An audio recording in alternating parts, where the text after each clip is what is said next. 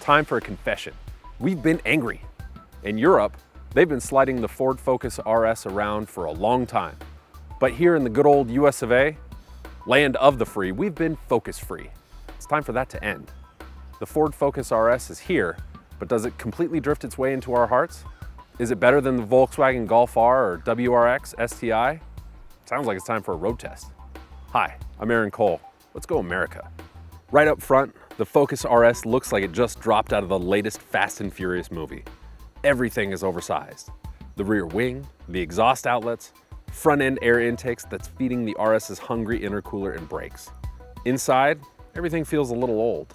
This is the same interior we saw in the 2012 Focus. Some special bits set it apart.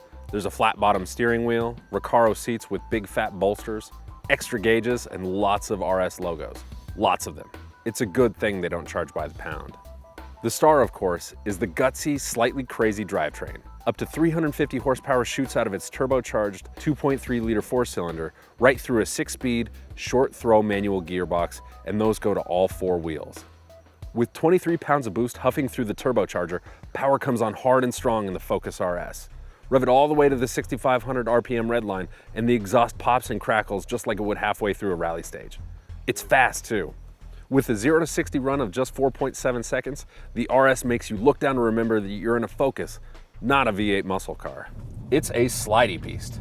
The all-wheel drive system vectors torque front to back, side to side, but it really hasn't figured out torque steer. The suspension is actually a discouraging mix of overly firm or bouncy.